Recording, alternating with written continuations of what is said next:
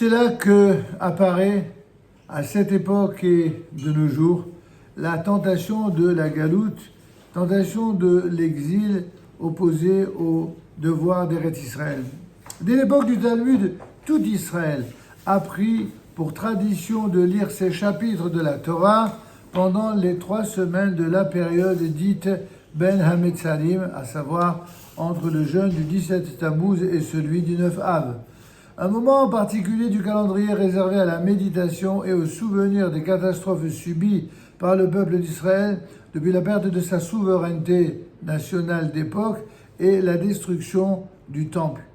Il y a environ près de 250 ans, des émissaires vinrent solliciter aux Juifs établis à Amsterdam un soutien financier pour la communauté d'Eretz Israël qui vivait à l'époque dans un dénuement total.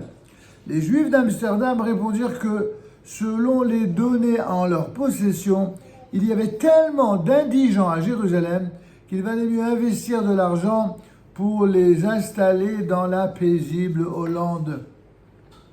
Ainsi, ils pourraient y devenir des citoyens exemplaires plutôt que de continuer à extorquer de l'argent à leurs frères. L'histoire douloureuse d'Israël nous apprend que l'exil, cette fameuse galoute, est un phénomène apparu progressivement. D'après la tradition enseignée par nos sages, les premières tribus exilées furent donc celles de Gad et de Réhouben, puis le reste des 10 tribus dites 10 tribus perdues, et beaucoup plus tard celles de Yehuda et de Binyamin.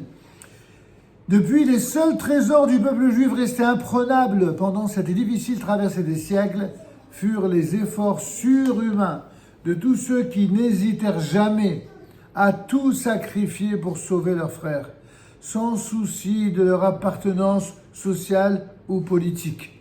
Et de fait, hormis le rétablissement de la souveraineté juive sur la terre d'Israël et le rassemblement des exilés, l'autre grand miracle vécu par notre génération est celui de l'existence d'une armée juive, où chaque citoyen s'engage à s'y donner corps et âme inconditionnellement pour la sauvegarde de tous, sans considérer qu'il s'agit là d'une sorte de prouesse méritant une quelconque rétribution.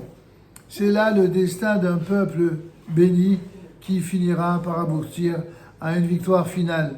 En effet, n'est-ce pas là l'essentiel de la bénédiction finale lancée par Moïse aux enfants d'Israël avant de mourir? Heureux sois-tu, Israël, qui est ton égal, peuple que protège l'Éternel, bouclier qui te sauve. Il est aussi le glaive qui te fait triompher. Tes ennemis ramperont devant toi, et toi, tu fouleras leur hauteur. Amen, Kenny Ratson.